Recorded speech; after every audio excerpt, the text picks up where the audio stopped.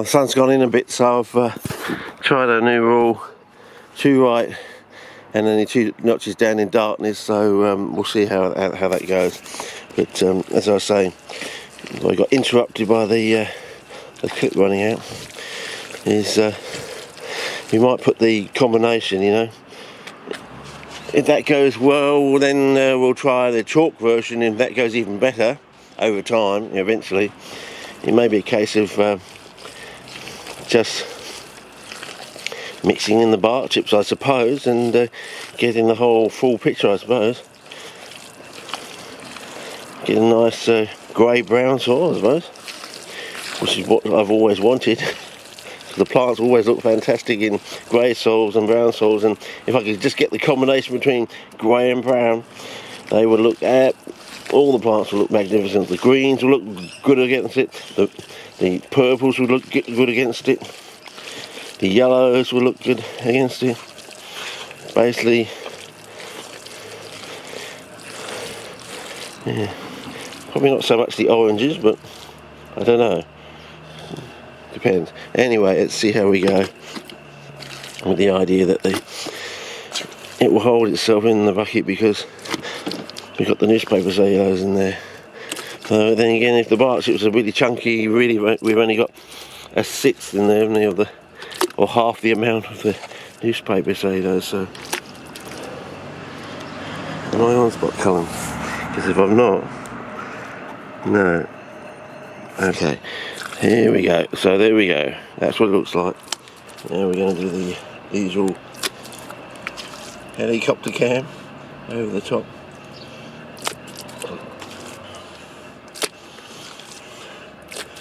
So how far is this one going to come up to?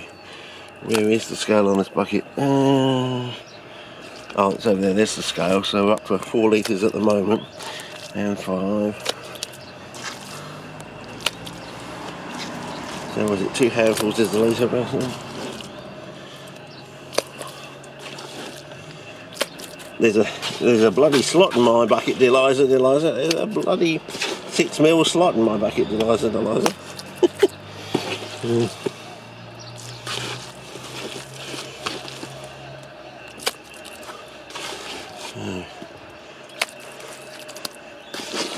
So you reckon you're going to come up to the 8 mil, but the bark chips are sort of incompressible, so you never know.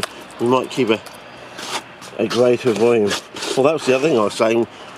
Water is incompressible, so if you can retain more water in your medium, you'll get a larger volume. Anyway, she's done and dusted, Captain. You call that done and dusted?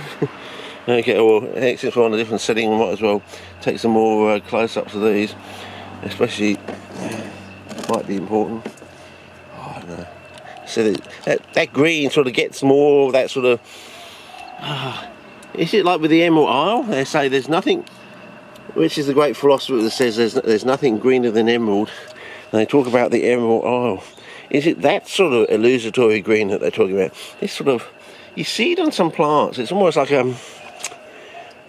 getting into a emerald spearmint sort of thing, you know. Yes, I know what it is. Peppermint crisp sort of. Have you ever seen a peppermint crisp? That sort of glowing sort of emerald sort of green sort of thing. Yeah, that's it. That's the other thing I want to talk. It's this sort of. It's some relation to this sort of green that we're getting from the bark chips. Can you see that? We get that green we're getting from the stuff going in the. Oh, by the way, yeah. Looks like the Cape might be making a move now, finally. Jesus, I mean, what is it wrong? You know, anyone can grow up a Cape, can't they? I know I'm the world's greatest killer of capes, you know, the Cape killer. Incredible 3, the Cape killer, no. Yeah, but as I said, you know, how come the flytrap was growing so well and yet the Cape took so long to take off? Something to do with moisture content? I don't know, but we'll see. I mean, some of these are sort of in a fallow state now. They're sort of like fattening up underneath the ground. They're rising and just sucking in nutrients until they get so big, like a massive black hole, they can go bang and start growing new massive, you know, they're sort of on a, you know, they're just fattening up underneath the ground, you know. And once the flower stalk's finished, then they're going to put all those resources back into making big fat leaves. Well, you wish, Richard, you wish. Anyway, that's about it really. Nothing much really to talk about, except these have still got a, I don't know, they've got a funny look on them. They were keeping that sort of magenta-y sort of pink look to them, and then oh well, we'll see. It's a learning curve. It's a bloody long learning curve, Richard. You've been going for years now. I know, but yeah, the calcium one, that one there, still gives me hope. The next one with the full whack of calcium, which will be built on this one, if this one works, and will get us over the line and will completely absolve us of the problem of calcium totally. So we can just put it straight onto the, the back burner. No more problems with calcium. We've solved calcium totally, sort of thing. But I don't know. So it has these nice leaves, and they put out these little tiddly pop things. Makes you wonder if it's like residual hormones or something they have in the shop. So finally, sort of the hormones are waning, and it's sort of trying to hold the plant back, and eventually the hormone's going to burn themselves out. Yeah, down there. So in a way, this is the opposite of that green. This is like you've got a sort of red sort of hue in a way, like the way those plants have got this sort of funny green glowing.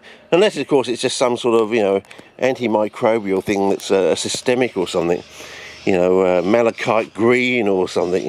One of these classical dyes that's also antimicrobial. Some sulfonamides and things like that. I don't know.